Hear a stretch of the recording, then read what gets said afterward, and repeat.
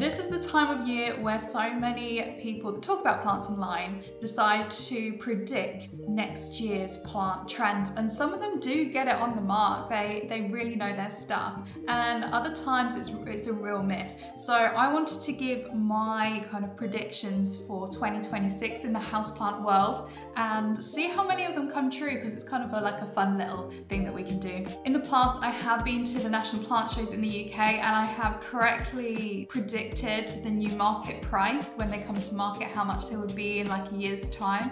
So I think I'm kind of on trend, and after being in the commercial world of horticulture for around 4 years, I think I might have something to add to this conversation. So in 2024, the indoor plant market was valued at around 20 billion US dollars globally. That's around 15 billion pounds. And this market is projected to grow to over 22 billion pounds or 30 billion US dollars by 2032. So what can we tell from that? More people are having to live in urban areas as urbanization is growing rapidly around the UK and the US. Fewer young people are getting to experience gardens, so they're bringing plants indoors and they're focusing on indoor plants. There was a survey done a few years ago, I think in 2022, and it was around 46% of Brits had purchased a houseplant that year. I'll have to get the proper dates wrong. But what we can tell from that is houseplants are trending upwards. So more and more people are buying plants, but what type of plants are they buying? What do we think is going to be most popular? What do you want to invest in? I will be putting up a separate video of the best houseplant sellers in the UK in 2025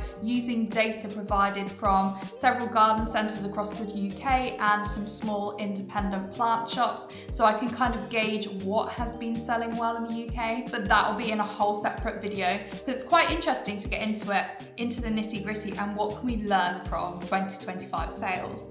So I've identified 5 different trends I'm predicting for 2026.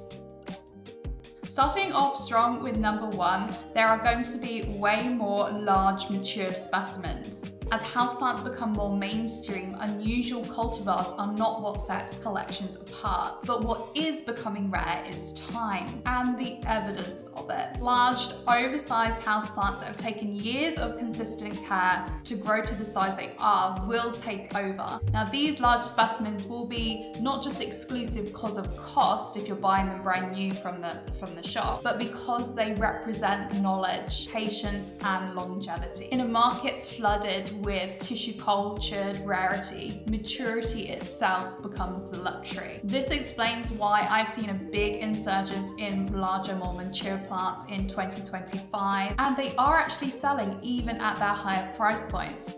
And these tend to be the more basic type of plants, like a giant Monstera deliciosa, a giant Alocasia regal shield, or even the really tall Addisonii.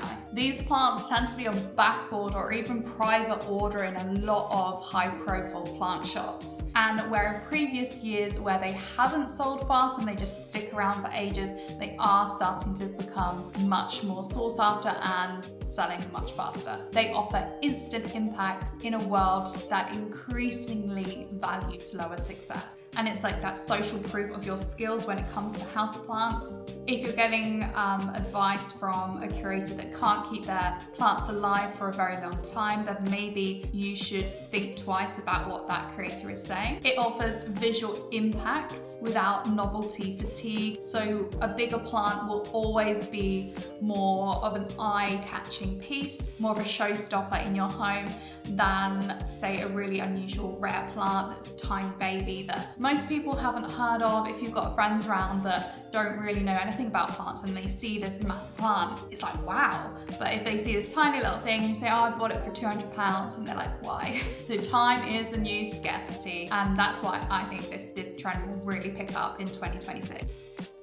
Another thing that I keep seeing is plant swaps, and so many more plant swaps, and they're always sold out. They're always highly sought after. Everyone sits there before in the queue to try and get tickets. Even in the UK, where houseplants don't seem to be as much of a big thing compared to say in the US. These places are absolutely packed and having to turn people away when they want to be involved in plant swaps. So I think community-driven plant swaps and swap culture will be way more apparent in 2026. That along with propagations, like small propagations, and people displaying what they've got from these houseplant swaps, which are usually smaller plants. With the cost of living crisis happening across the UK and it's continuing to get worse, plant swaps will move from niche hobbyist events to essential access points for increasing your plant collections. Swaps also help remove the financial barrier to those getting into houseplants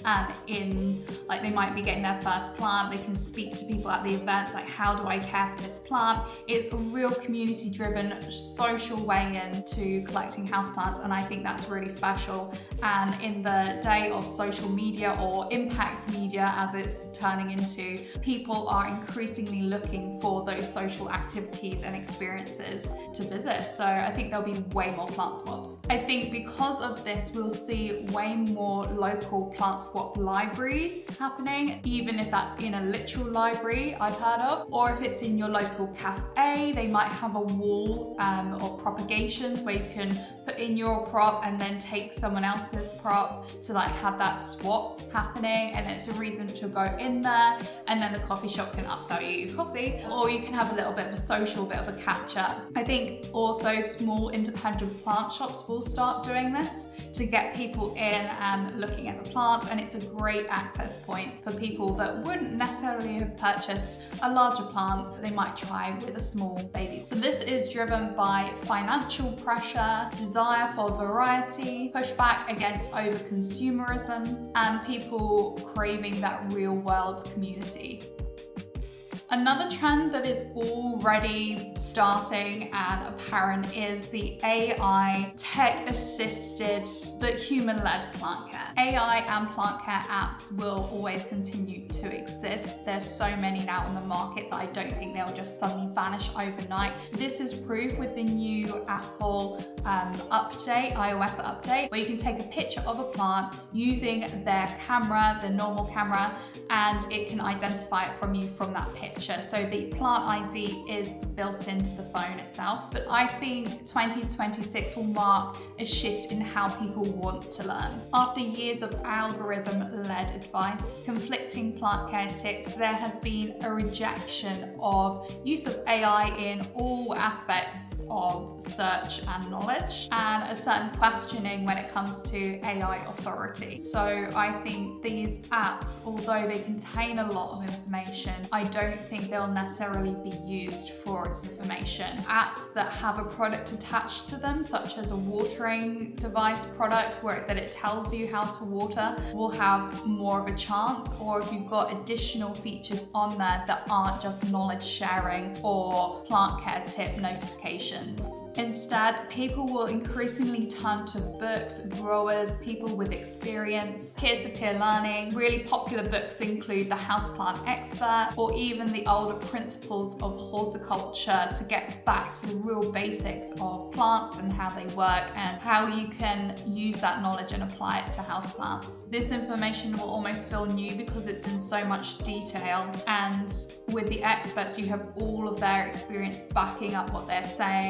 Not all of their stuff, what they're saying, is online. Things like you might Google how to water a houseplant and it will tell you you can water it from the bottom or the top and it's fine. Some of them do the pros and cons, but an expert might say, well, in the wild, do they get bottom or top watering? Something in a rainforest needs to have water running on its leaves for the humidity, or even from the surface so that any excess salts drains down and don't just sit there and burns the roots. So I think tech will become more of a tool rather than a teacher due to the mistrust of AI, environmental costs, fatigue from contradictory advice online, the fact that people can't afford another subscription to an app, and desire for grounded, knowledge-based experience. ingredients. For example, I spoke to a creator who is really good at growing anthuriums, Jungle Haven on here. And one piece of advice she gave to me for growing anthuriums is that they need a lot more light than you think. And ever since I moved my anthuriums to a much brighter window ledge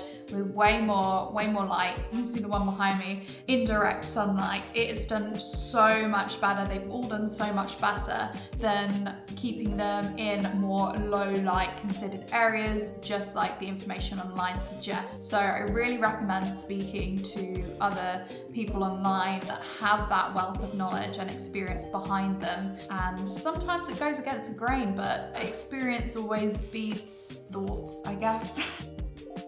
I think there's going to be a way bigger insurgence of terrariums. People have always been building terrariums, but recently I've seen in shops, in supermarkets, in loads of aspects of life, people really starting to get into terrariums, especially as a design choice, because with a terrarium you don't have all the mess that comes with having loose soil around, or if you've got pets, they can't get into the plants, but you can still appreciate those plants. It also helps with retains that moisture in the jar, and they also look great on shelves and things, especially with some spot lighting. Many influencers have already really reduced their plant collections, like the ones behind me. I don't have 300 plants anymore, I don't think. I have probably, I would say maybe 150 if I counted them all up now, but I have rapidly reduced my plant collection so it becomes more manageable, and the fact that I'm constantly having to move because my landlords keep selling, so that's been fun. But with terrariums you can have multiple of different varieties in the same spot, so it's a way of condensing those larger collections down. There's been an increase in terrarium workshops across the country and a plethora of free information online that makes it more accessible to people, for example on YouTube. And the rise in terrarium workshops means that the price has come down and it's starting to become more affordable. Terrarium workshops also reframes them as a social activity, again reinforcing that community aspect around the houseplants. So this trend is rising because people are getting smaller collections but with higher intention. Plants are becoming more design products instead of clutter, such as through biophilic design. Then there's a lot of social learning through classes and workshops, and more people wanting to experience things rather than just buying. So for my last predicted trend of 2026, I know that there is going to be a decrease in diversity when it comes to houseplants in the UK. This is because of the peat-free ban that is coming up, and not all houseplants do well in different soil mixes. A lot of these tropical plants are imported from the Netherlands, and with large retailers and garden centres such as the RHS refusing to stock plants containing peat in 2026, we're going to really rapidly see a shift in what is available. So that I think there's going to be a resurgence of beginners and people starting out their journeys buying plants that are really resistant to peat-free. So whether that's succulents and cacti that do well in peat-free soils, or plants that are considered weeds in our tropical countries, such as the monstera or really hardy tough philodendron types. I think there will be a reduction in calatheas.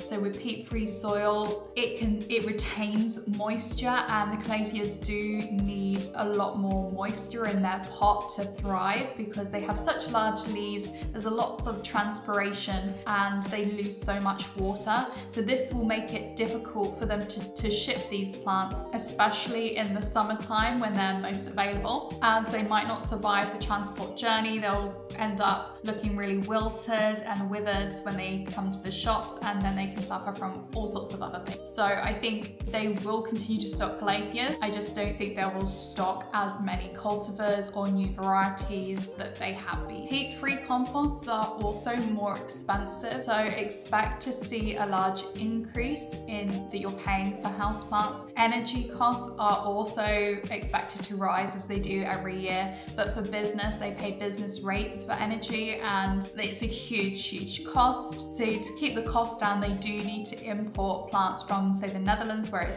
is cheaper to grow, and they can do it on a scale of millions instead of hundreds of thousands. This will price some varieties out of the market. So overall, that is sustainability policy in the UK will affect diversity in your major retailers that are supporting the peat-free ban and have promised that they are going to only stock peat-free plants in 2026. There will be fewer experimental plants on a mass scale at these garden centres. Independent growers and small retailers will become more important than ever to get the variety that you desire, which I think is a huge win for our high street plant shops. If you like this video, if you want to see what I found out about 2025 sales across the UK for houseplants, I'll also link that in the description below. And happy planting, plant nerds. And I hope you have a wonderful 2026.